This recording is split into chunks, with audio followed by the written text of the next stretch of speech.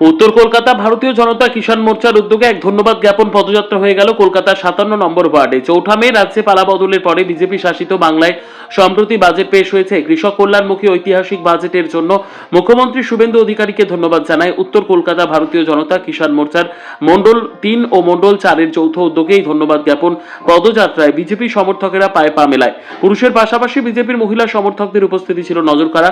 এদিনের পদযাত্রার উপস্থিত ছিলেন ৫৭ নম্বর ওয়ার্ডের বিজেপি নেতা জয়দেব দাস, বিজেপি নেতা প্রদীপ মৌলিক সহ বহু বিজেপি কর্মী সমর্থক। এই পদযাত্রা ক্যানেল ইস্ট রোড, পাগলাডাঙ্গা, মথুরবাবু লেন হয়ে ধাপামার পুকুরে গিয়ে সমাপ্ত হয়।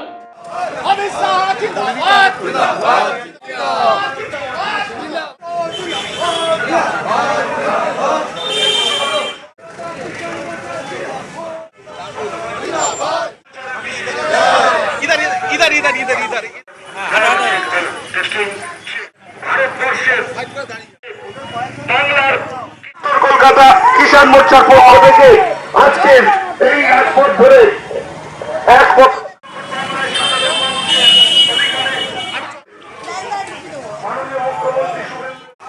চৌঠা মে যে সরকার প্রতিষ্ঠিত হয়েছে ভারতীয় জনতা পার্টি,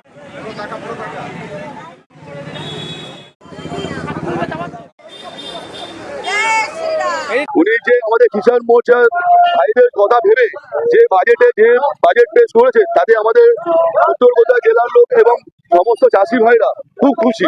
তার জন্য আজকে আমরা সেই উপলক্ষে শুভেন্দু মহাশয়কে আমরা একটা এই র্যালির মাধ্যমে তাকে সম্বোধনা জানাচ্ছি।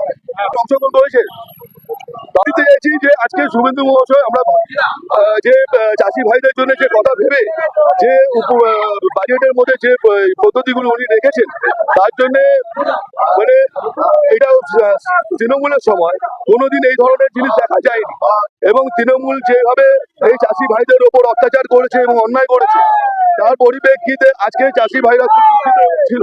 সেই কারণে আজকে ভারতীয় জনতা পার্টি আসার পর শুভেন্দু আমাদের যে চাষি ভাইদের জন্য এত কিছু ভেবেছে সেই ভাবা ধরুন আজকে যে বাজেট গুলো পেশ করেছে তার জন্য সবাই খুশি বলেই আজকে আমরা তার হিসেবে ওই সম্বোধনা র্যালি জানাবো।